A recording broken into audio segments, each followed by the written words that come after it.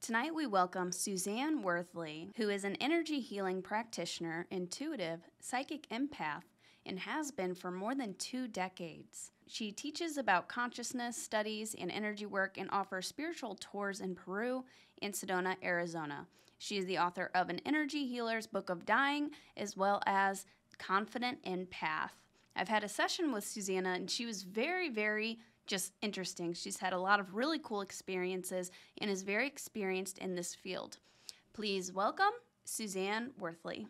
Before we get started, if you are interested in CBD or finding a new CBD supplier, I've partnered with Hopewell Farms, and you can get 10% off this very high quality CBD. I take it every single day. It helps with meditation. It helps with my health in general, and we have 10% off with code Lily10 in the description. And if you are looking for a Reiki healing session, if you need your chakras cleared and balanced, or you would just like to work with the inner earth beings, I have a channeled deep chakra healing session available with the link in the description. Hello, everybody. Welcome back to another episode of Starseed Chats. My name is Lily Nova, and tonight we have Suzanne Worthley here with us. She is an energy healer, an intuitive. She's worked with the grid of the earth and has had many amazing experiences, as well as a couple books about being a confident empath is one of her books that was just released. I actually did a session with Suzanne a while back, and her story was very interesting. She's very knowledgeable, so I'm excited to have her on to just chat Starseed stuff and all of the things I mentioned above. Hello, Suzanne. Thank you for coming. Thank you for having me. This is exciting to be together this way. It's fun. Yeah. And you're coming to the Journey to Truth conference as well.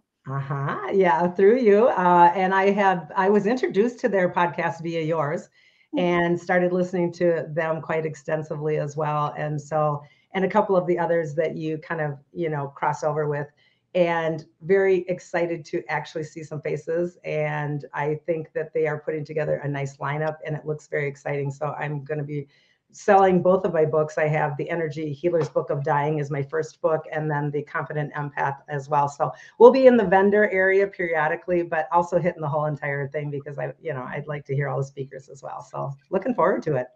Yeah, there's some amazing speakers. I'm excited. And it's always a pleasure meeting Tyler and Aaron too. They're really cool guys from the podcast. Yeah, seems like they are. Yeah, they're cool. It's nice to have them in the backyard, basically. Yeah, I heard you guys are almost neighbors, so that's pretty neat, right? Yeah, they live about like 20-30 minutes away from me. That's crazy. That's so neat. Yeah. Nice. Yeah, it's exciting. So yeah, there's nothing that beats meeting face to face. So I'm excited to meet you at the conference as well. So do you want to tell us a little bit? So you're a teacher, you're an intuitive, you're an energy practitioner, and I know a lot of the people who watch this, a lot of the audience, they're starting to dabble into these things too. Some of them, they've been awake for a while and they've been practicing this stuff for a while, or they're kind of like adding tools to their toolbox and trying out different things. And then a ton are just now waking up in the last couple of years, right? Including me. Yeah. Thanks to podcasts like yours and those gentlemen's. I mean, I was saying before we started recording that you are so fortunate to be coming into this with a foundation, a baseline, places for information. When I started, I was a corporate executive and didn't know anything. It was just like, what are you what is energy? But if I can back up, I was actually super, super psychic when I was a kid, as most of us are. And so when I was 6 and 7 years old, I had aliens on my ceiling every night. And I do say that in the book. This book, I actually put myself into a little bit more vulnerably, like really opened it up and said, these are the stupid things I've done over the years to learn the hard way. But starting out was very strange for me because I assumed everyone saw aliens on their head. Alien heads on their ceiling. I didn't know that was like not normal. And even my siblings did not see them. And so it was a nightly routine where I had 3 heads, and I explain it in depth in the book.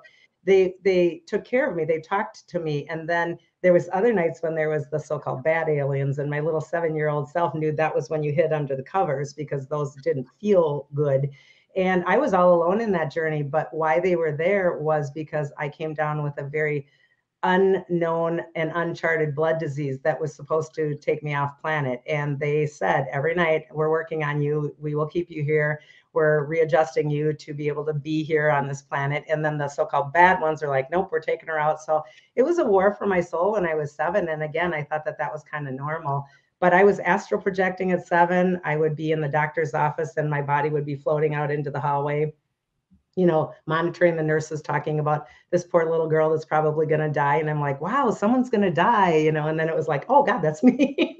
So I knew I wasn't going to die because they were taking care of me and everybody else was scared. And lo and behold, a year and some later, it just magically disappeared. And I, moved right into staring in the mirror going, wow, what am I doing in this thing? And I used to hold my face all the time going, I don't know why I'm in this body thing. And it was very confusing when I was a child. And then I conveniently put things away for quite some time because I started to realize that wasn't, quote, normal. Right. Yeah. Wow. There's a lot to unpack right there. I want to ask first, what did the ETs look like that you were seeing, if you don't mind sharing? They literally looked like crystal skulls of sorts, but animated and moving. And they were a triad, the good ones. They were a triad, and the front one stared right at me. He had a greenish hue. And when I watched Wizard of Oz the first time when I was a small child, that was terrifying to me because my head was on there. My alien head was on there in a bad way, projecting as the Wizard of Oz. So I'm like, oh my goodness. But his head went forward and he telepathically communicated 100% with me. The two on the side were peripheral vision. And I believe now, being older and going back into things more, I work with so much architecture that I believe it was the first fractalization of God's source, meaning mother, father, child, God. It's the first Trinity source.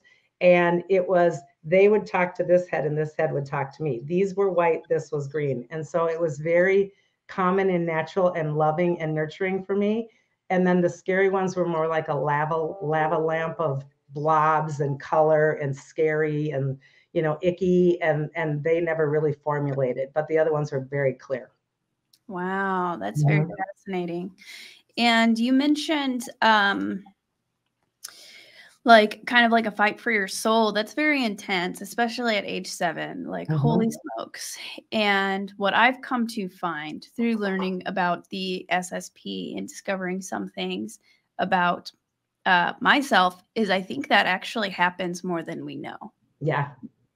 And that's just insane because you were aware of it. So you got to, I'm sure that was very traumatizing and just very confusing, but you were aware of it happening. And then there's also so many others who, like me, who were not aware. But then you see the side effects once you start becoming aware and you're like, oh, that's why, I felt that way or at that age and why I did this. It's just, it's crazy. The whole year and a half was traumatizing because I was so incredibly ostracized as a human.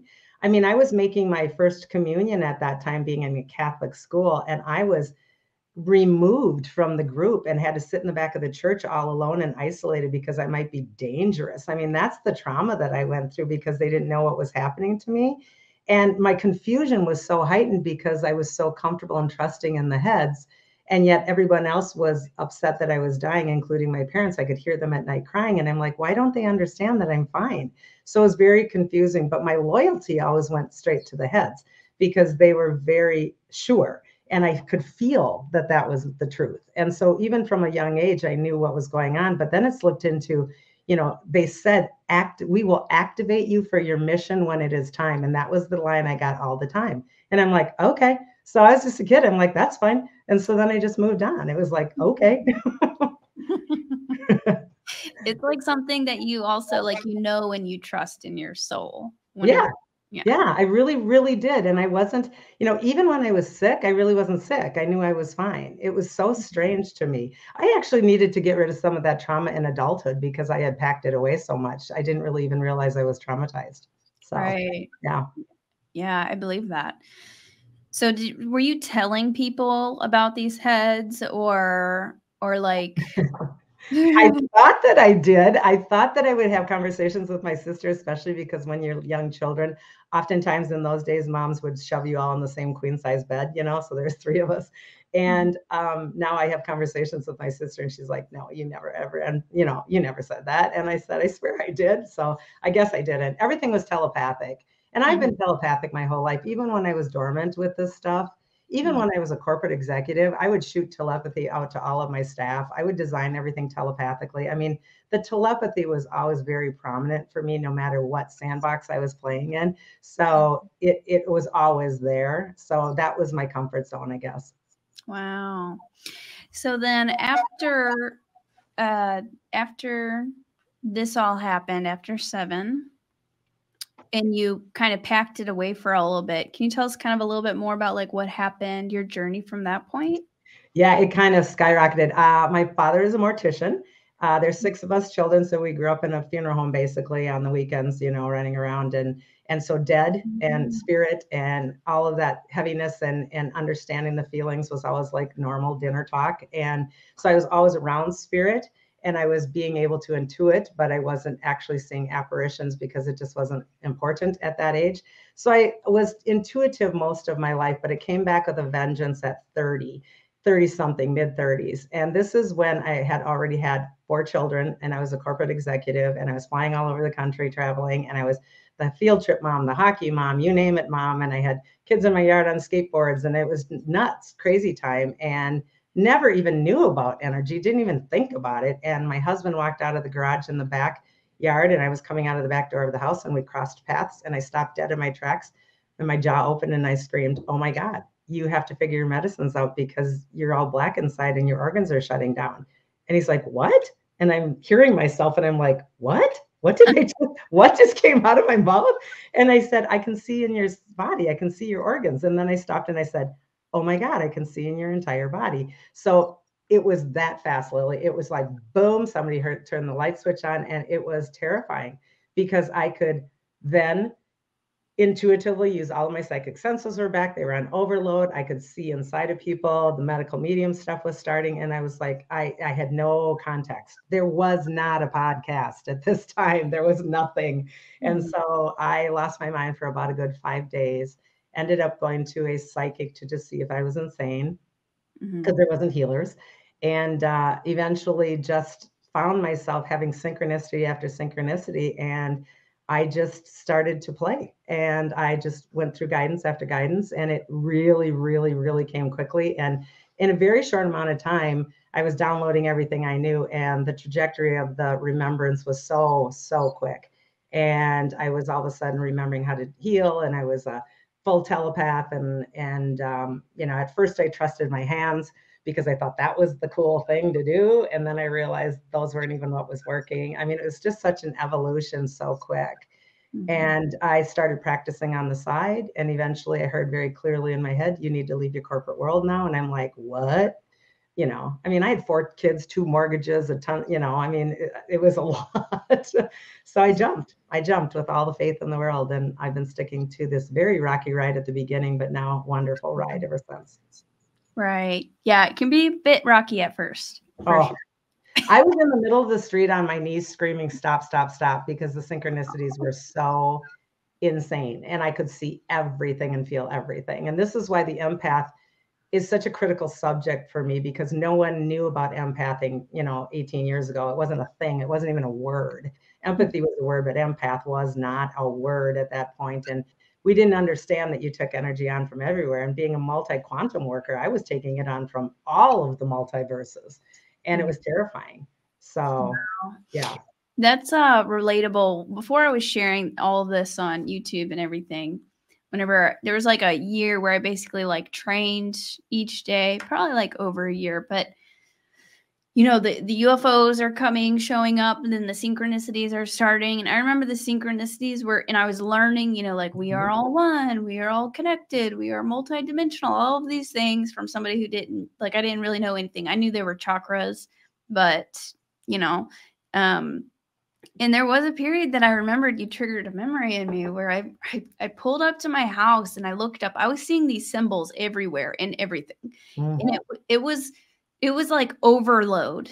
like I couldn't get away from it. Yep. It was like everywhere. And I pulled up and I looked up, and suddenly in the tree, the whole tree is made out of all of these symbols. And I'm like, am I hallucinating? Right. Like, what is happening? And then the next day I looked back at the tree and I'm like, I can't see them anymore. Right, because it was a tree. Yeah. And that's when you think you're crazy. And this was my ride forever. But I think what's so cool, Lily, is when you're in the moment of the work. I mean, when you're in the work, you know 110% that you are right in there and it's all true and you are doing that thing. But when you come back from a multiverse back into your human form, and then you have to be a so-called mom or an executive again, your brain is like, what the heck do I need the rubber room? And again, back then there wasn't support groups. There wasn't people that talked about it. I barely shared anything. And when the aliens started to come back, that was terrifying because it was kind of okay to be healing. But alien healing, I mean, then that was, you were really in a different genre of crazy. So the aliens came back so quickly. I put my head on a giant crystal skull at an expo once, and I flew off because it was just a million grays in my face when I closed my eyes. And every time I closed my eyes, there was a million alien and light being. And the dude that was running the booth looked at me and he goes, "What'd you see?" And I go, "Nothing."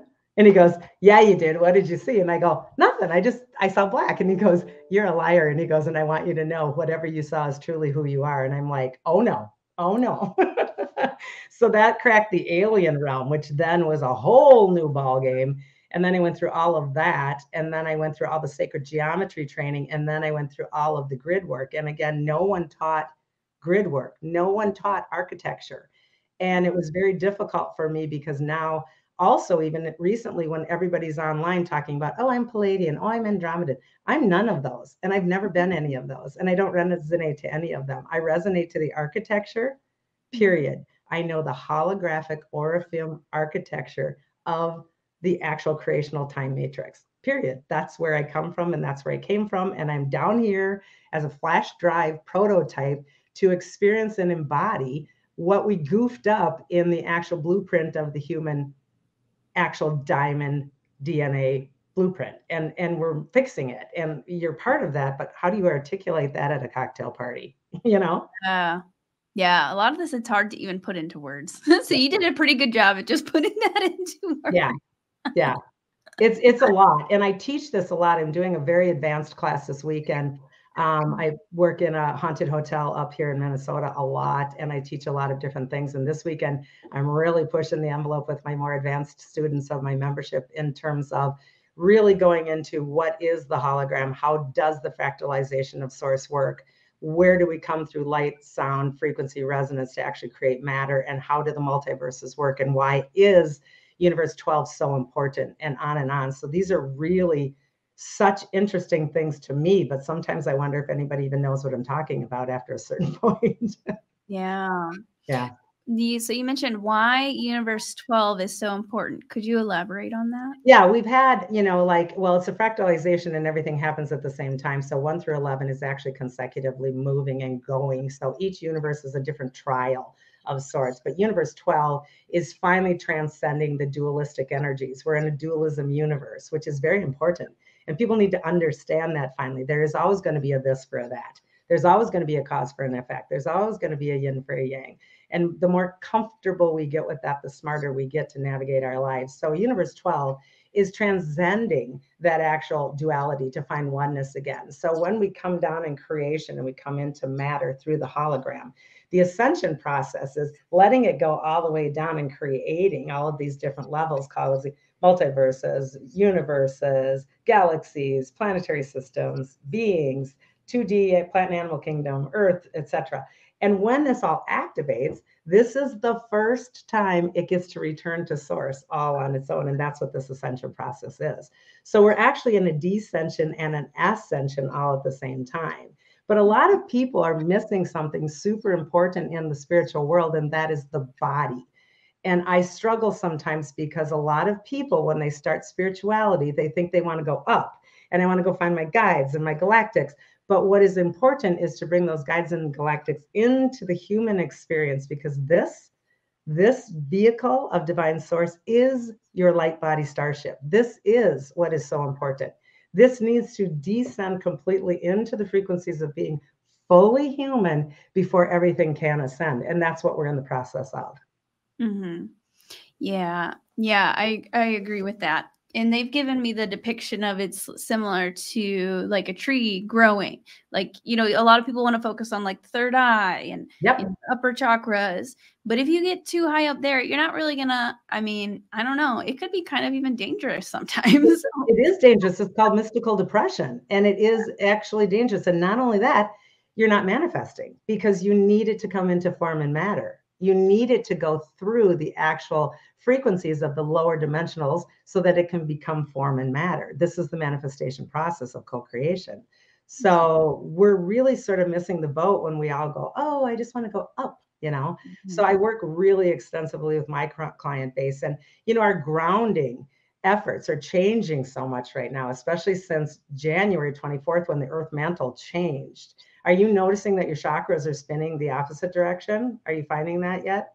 I haven't noticed that. So I receive primarily visions. Like I don't feel the energy in my body as often. I'm very vision heavy. Yeah.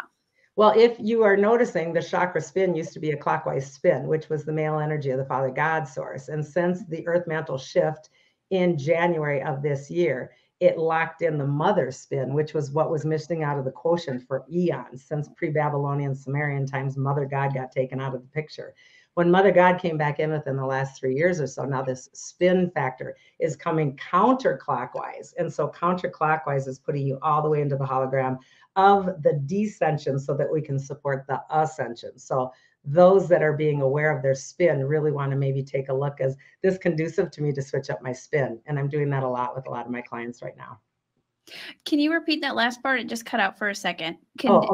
So it started turning the other way. Yep. So it turned the other way, which is the Mother God spin. So it's a counterclockwise now. We had been in for eons the clockwise paternal program spin of father, programmed father. Now that's being deprogrammed. So it comes into full divine mother counterclockwise spin. So this is important for the body to go counterclockwise and descend all the way into the earth, all the way anchoring into the earth elements so that together we can raise in that ascension process. And not everybody's going to do it, Lily, and that's fine if you do or you don't. There isn't a right or a wrong into any of this stuff. But if you're having trouble grounding and you find your chakras going that way, use your intuitive self and say, is this correct for me? Am I doing a counter spin now in terms of this mother energy? Yeah. Yeah. The past few months, I guess since January, you said, yeah, it's been a really intense. I'm feeling so many changes very, very rapidly. Yeah, and they're going to be hot and heavy the entire year. I can't even imagine what Lionsgate's going to be like this year. That's one of my favorite pivotal points because I do such crazy things on Lionsgate.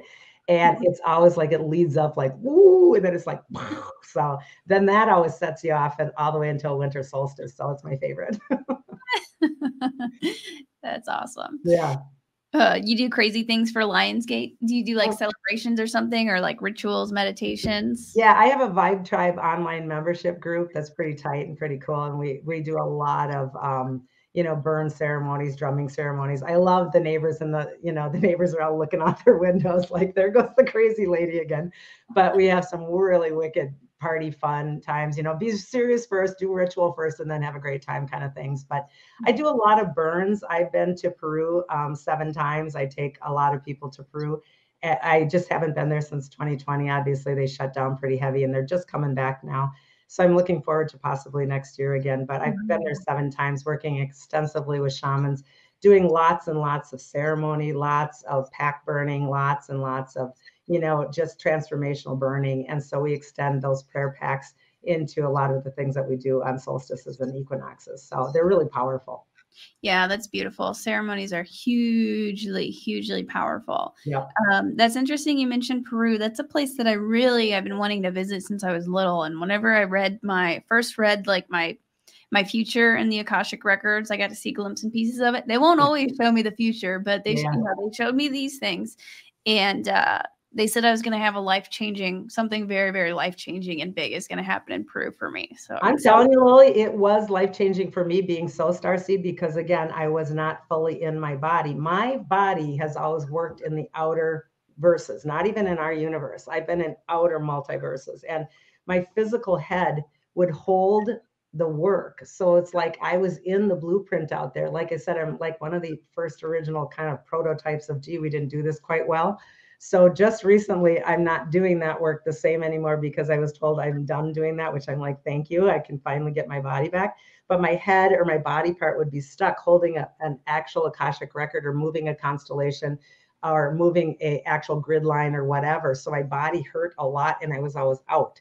So when I went to Peru the first time and I met with these lovely shamans, they were like, Susana, you need to get in, get in that body. And so I was taught to bring geometric codes the first time when I sat ceremony. And I was told that I was supposed to sit ceremony with the two shamans, like I was the third shaman. And I'm like, I am not telling these lovely men that I'm supposed to sit with them. That's just arrogant and nasty. I'm not going to do that. And they're like, no, but you're planting these codes during the ceremony. And I'm like, well, and I came around the corner and they had a shawl sitting for me and they said, you're sitting ceremony. And I'm like, oh, you got the memo. Okay. So I sat down and started the ceremony, and these geometrics that my guides had put in my body, I then placed into the ground. Lily, it was hysterical. It was gorgeous and beautiful and quiet as could be. And the second I dropped one of the geometrics, the entire earth shook like an earthquake and the thunder clapped. And everybody almost dropped over, like, what is going on? And the shaman looks at me and goes, you brought very important information. And I'm like, yep. So wow. It was like, and that was like my first day. I mean, and I've done it for 7 years. So you can imagine the unbelievable things that have happened there. So.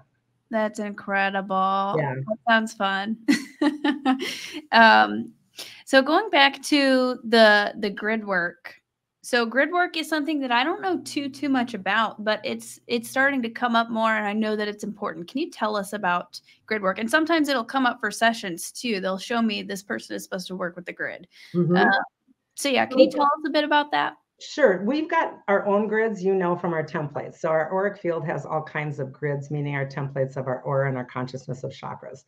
And so that's not the grids I'm referring to. The grids that I'm referring to are, lots of people call it the matrix, but technically you're a matrix and this is grids. So these are morphogenetic grids that are out in the universe, and they move thought and they move information with sound, color, and light. And so they will crisscross and intersect, and a grid worker goes in and moves information, places it, removes it, does whatever it needs to be doing with it, with sacred geometry. So you do spin factors of sacred geometry. So I was given all of the sacred geometry and just downloaded that. And I would have negotiations with my guidance and say, I'm not going to do that unless you explain to me what you're doing. So this is a suggestion for your listeners.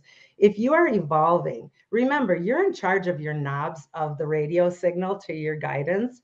If you don't understand something, or if you want clarity on something, please choose, if you choose, to say, I want to know why. I need to understand this. I'm not going to go blindly into this. I want to have an alignment with this as a truth for me. And I would argue with them until they showed me again and again and over what I was doing. So I became very adept very quickly at understanding cognitively what I was doing when I was actually out of my body doing the work. And I would be very, very clear. I would be sitting there up at the cabin one day going, yeah, I'm moving something in the Orion belt right now. And everyone's like, okay, So it would be coordinates mostly. It would be placing etheric ships. I placed an etheric ship on a boundary of Iran and Iraq one time. And just recently now I have the full story that it was the 10th Stargate, which was unbelievably powerful. And I was doing all of this work, hearing and seeing what I was doing. And now a couple of years later, I found the artwork that shows exactly what I was doing in my head and in my telepathy. So I get these opportunities for crisscross validation sometimes, which is wonderful. Not that I ever really need it, but it's always fun, right? Mm-hmm. So I place ships, I move things, I go on ship, I transfer information. Oftentimes I'm moving Akashic records from all kinds of interplanetary situations. So it's just kind of endless. Mm-hmm. Interesting. So the beings, I wanted to ask, so you said that the star beings, they came back like very heavy whenever your awakening started. Can you share a little bit about that? Because I just think it's so fascinating. Well, the skull that I laid my head on terrified me because we're all scared and programmed of grays, right? I mean, that looked scary. So for the first probably week, every time I closed my eyes, I saw grays. And I didn't like that. And so I wasn't very comfortable with it. And I'm kind of an odd duck. I love meditating in places like cemeteries. And I went to the cemetery with this big giant tree that I work with a lot down there. And I laid next to this tree and I said to the grays, I don't need you in my space anymore. If I'm going to work with the aliens, give me the ones that I'm comfortable with. And starting the very next day started to become the light people. So I can see quite visually, and I'm almost all inner sight, by the way. I see some things outer sight, but mostly inner. But mine are, generally speaking, I see lights and geometrics. I can formulate them into something that they will then formulate in for others to see, like, oh, it looks like a Nordic, it looks like this, you know. I do see the reptilians very clearly. However, the Dracos have a really difficult time with me a lot. They don't like when I do big work and they try to attack. So I see them very clearly. I see the reptiles very clearly.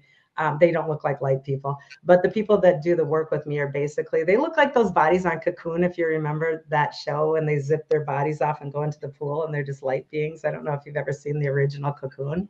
No, but I've heard about it, that scene before. So I'm it's perfect. It's perfect. That's what they look like. So very, very long and elegant, long fingers, long arms, long everything, but basically just light. I think there's also a Nicolas Cage movie where they get on some ship and they're all light too, where they take their skin off. So basically that's what I see. And I do a lot of morphing also. I full body channel, and I've turned into my own geometric self. And there is nothing cooler than knowing what that feels like. It is just breathtaking to know that our essence truly is just geometric light. It is fascinating. Yeah.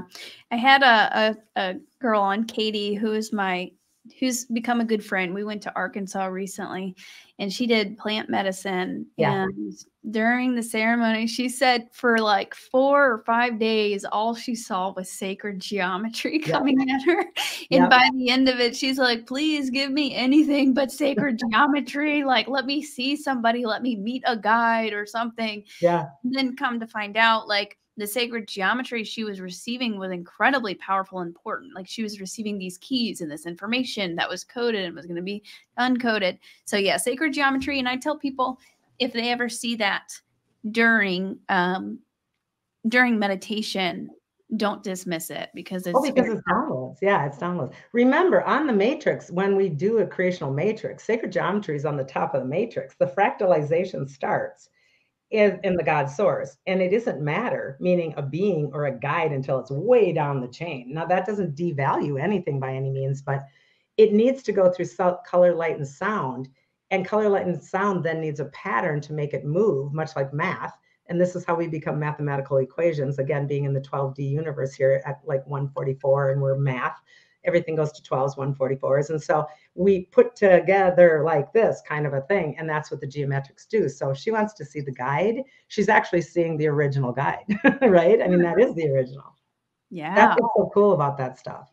Yeah, that's incredible. And I've seen like angel-like beings that looked like sacred geometry, just bright light. They probably put some wings on them so that I could like get a better understanding, but it was sacred geometry.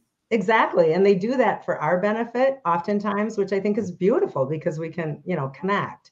So I think that that's great. But geometrics in our everyday 3D life, every day kinds of things can really be helpful. For example, we were having sewer problems we were in a very old house in Minnesota, a 1913 house, and the old sewer pipe was really getting rotten. And we were going to either have to pay this exorbitant amount, or maybe we could get away with this.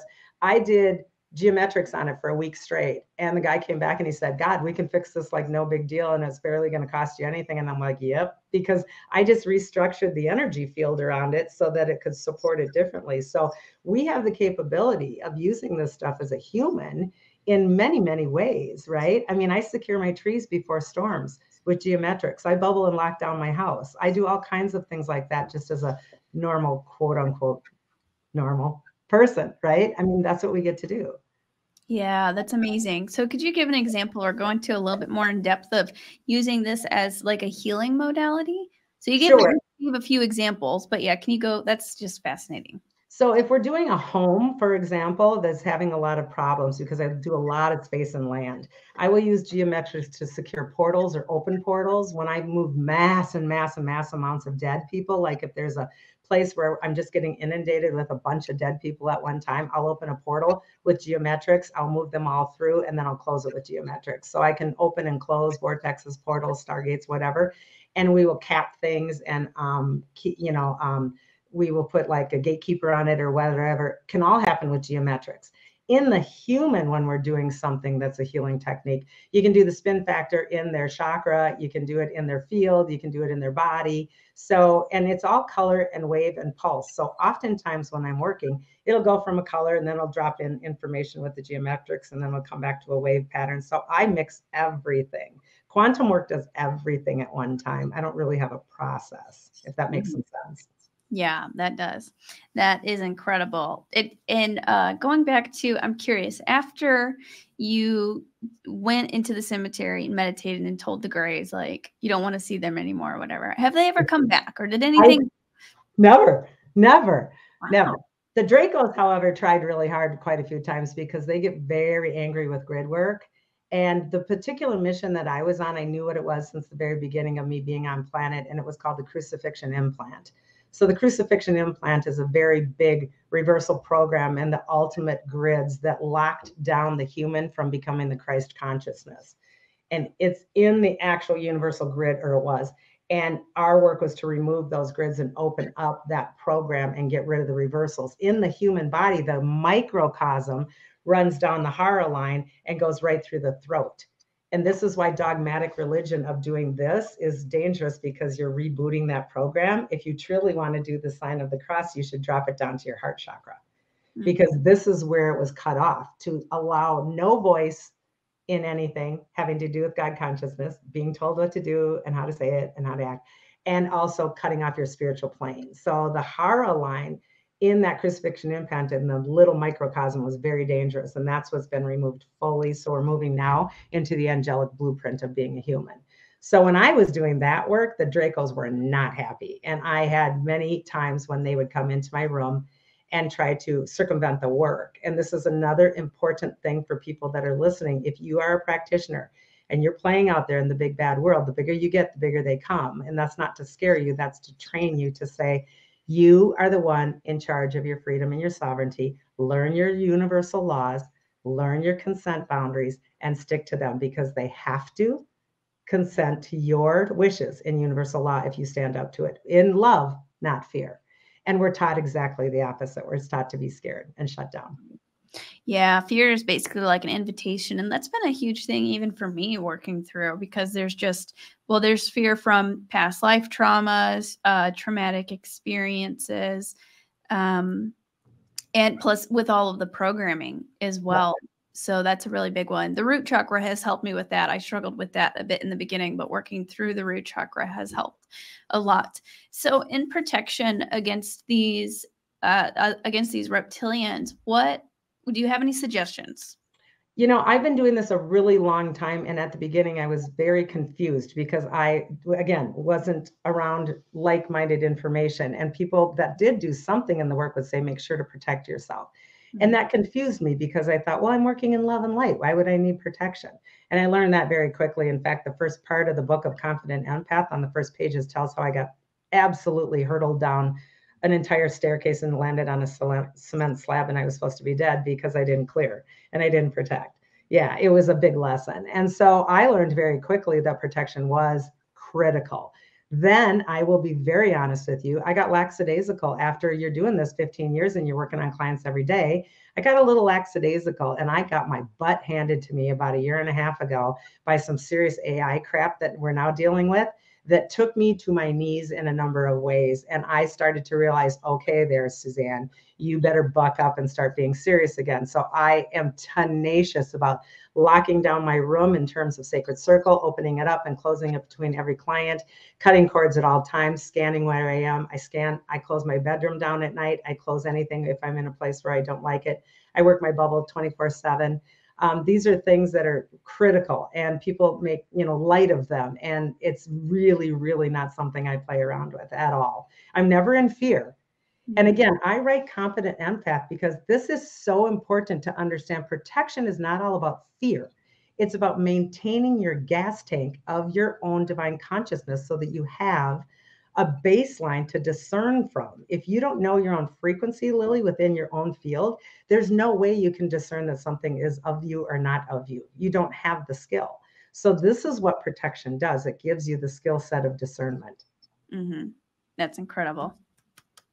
Super important, right? Yeah, definitely. Yeah, that's amazing. I'm really glad that you shared all of that. Yeah, and even for things like, oh, I lost my grandma or I miss my mom. If you have the skill set of discernment and you're quiet and you invoke your mother, trust me, you're going to know when the energy shifted around you that isn't within you. You're going to know your mom's there instead of being sad. This offers you such a wealth of connection. You're going to know the tree is saying something to you because it's outside of your field. So these are the entrees and the doorways into the magical world of this whole entire universe and beyond is protection. And that's why the empath is so messed up right now. This book is so important for us to understand. Don't take on everything that is not yours because it isn't healthy, period. Right? Yeah. It's exhausting. Yeah.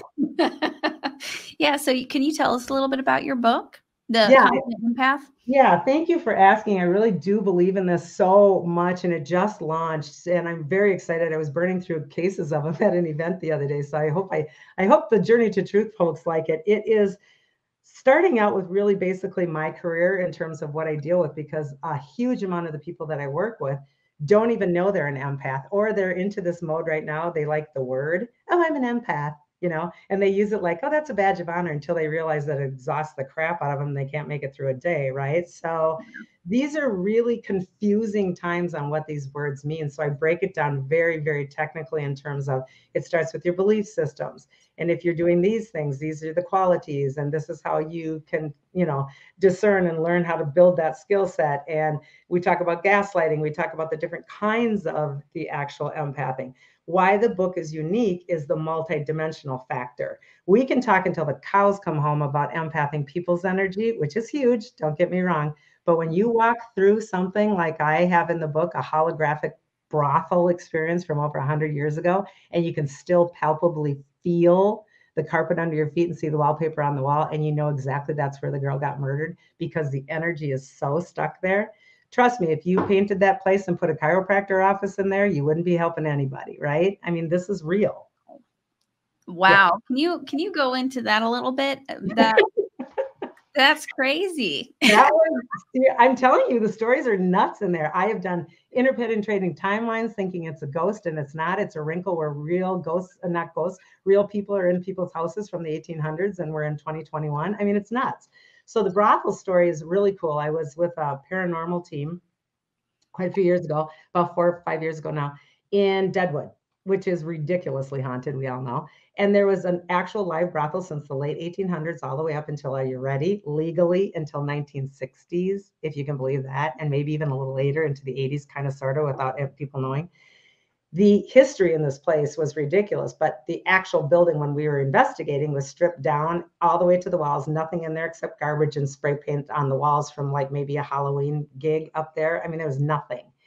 And earlier in that day, I was privy to meet a gal named Lucy, who was about my age, who, when she was 3 years old, lived in that town, and her mother dropped her at the brothel in 1960, 61, something like that, dropped her at the brothel and left her.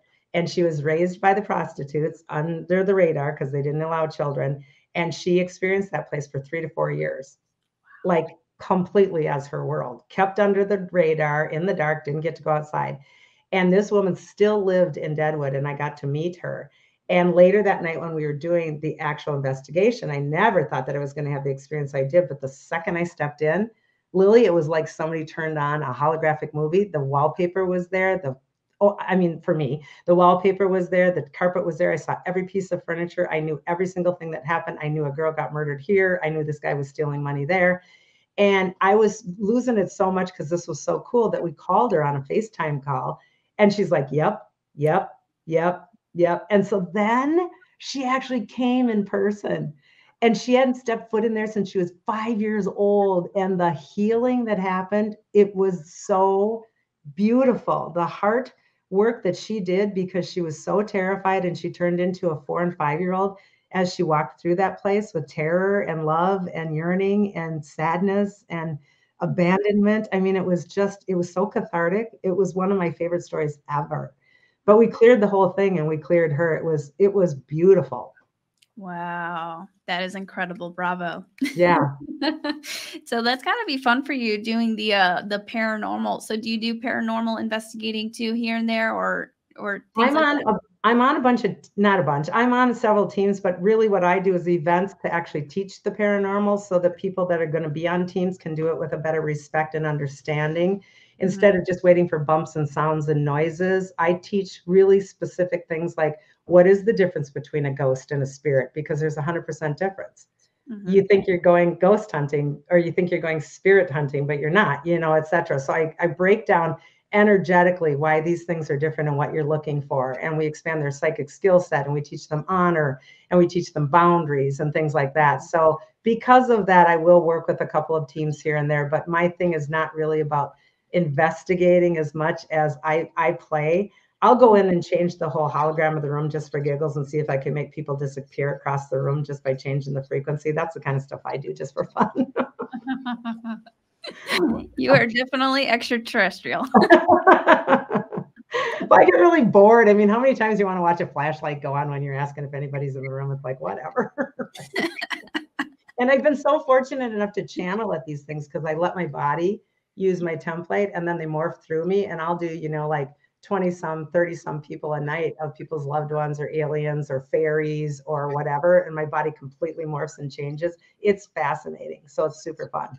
Wow, that's amazing. Beautiful. Yeah. So going back before we wrap it up, do you want to kind of go into your book a little bit more, The Confident Empath, and any other services are in what you got going on? Sure. Thanks for asking. Just reminding, I also have the Energy Healer's Book of Dying. That is a wonderful explanation of how the body dies energetically. I did hospice and death work for years, and so I chronicled how the actual chakra system and auric field shuts down, and it goes deeply into Akashic records and soul contracts and grief. So that's a really cool, different book. This one goes into also the Akash, and I think this is super important for people to understand at this day and age that we have records and that we have contracts and that there are reasons for being here and there are reasons and purposes individually and collectively, etc. So it goes really deeply into all of that stuff at the end and puts a different spin factor on things like prayer. Prayer is returning the information to the Akash.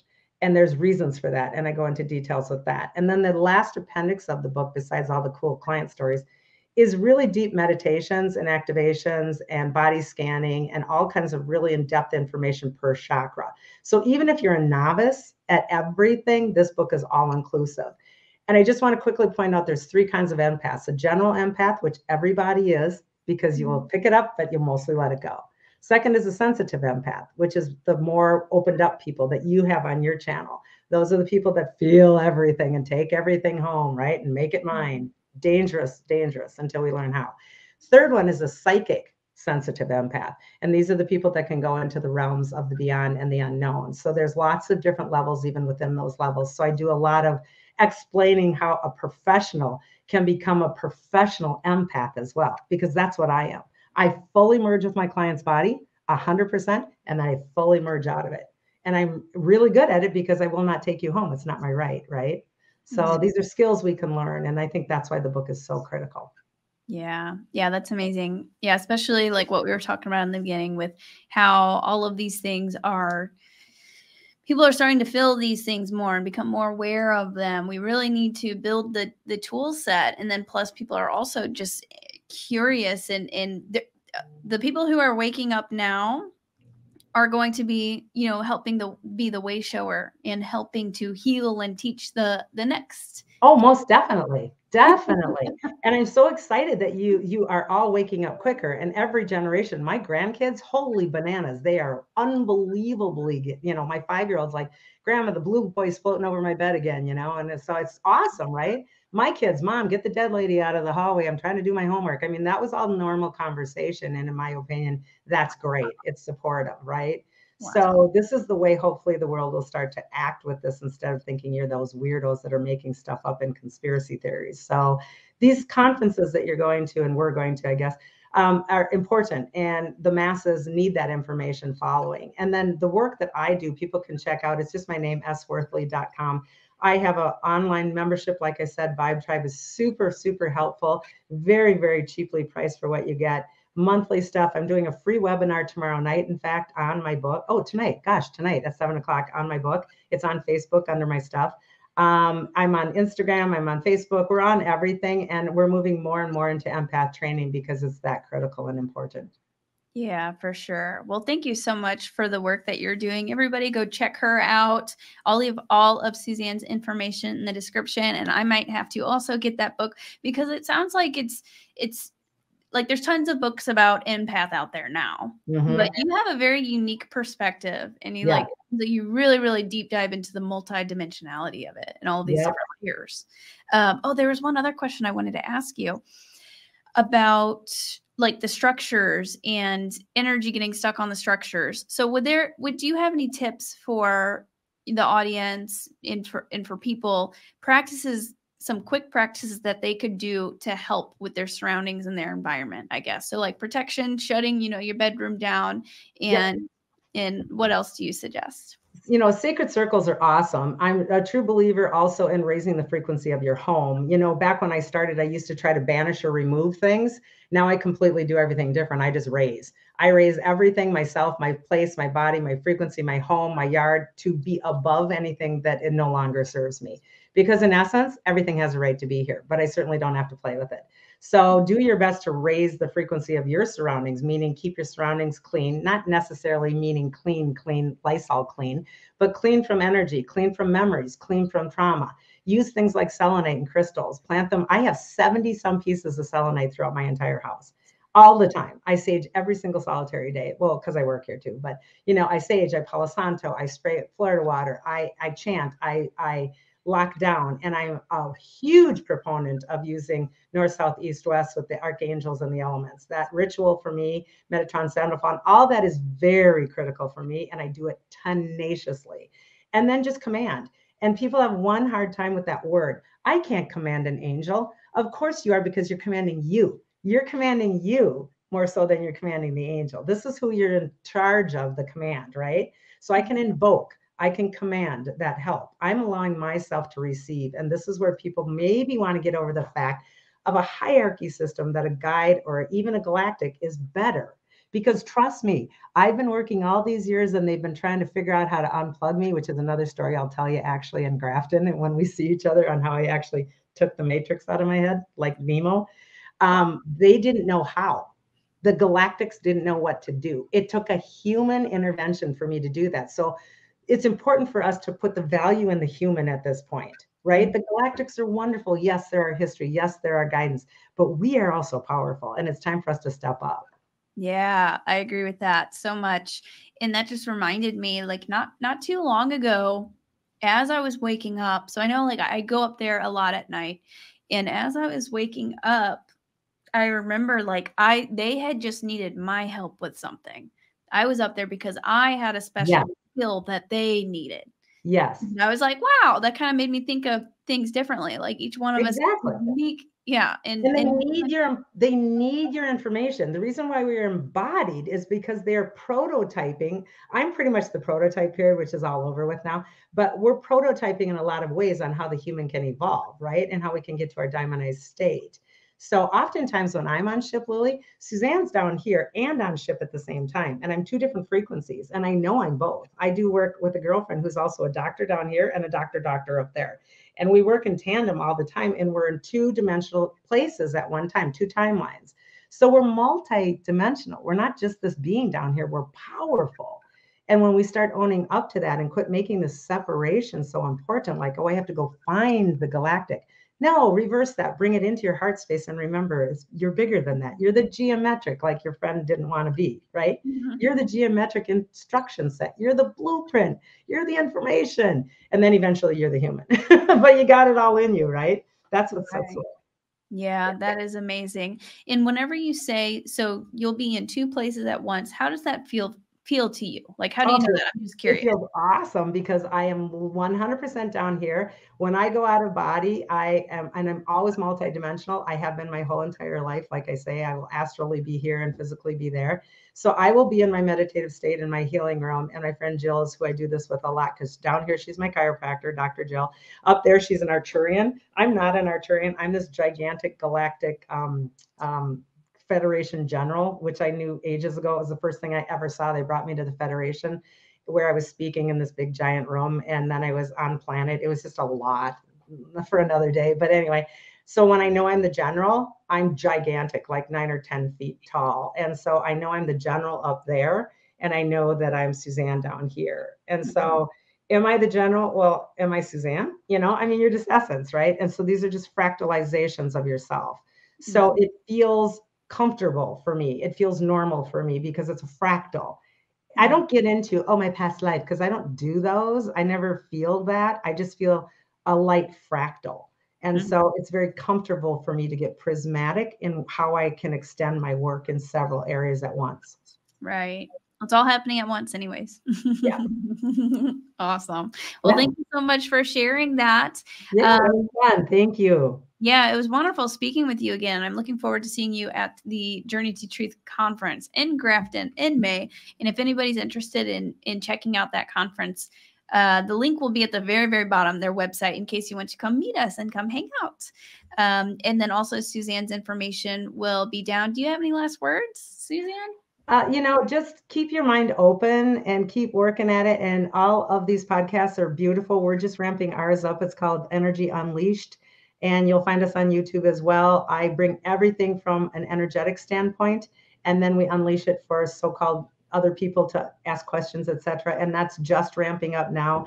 You know, if you support those and ask the questions, I can probably find anything to teach behind it, because been there, done that, and learning every day. So never stop asking the questions, I guess. Never stop. And get your bubble on, man. Get that empath bubble working.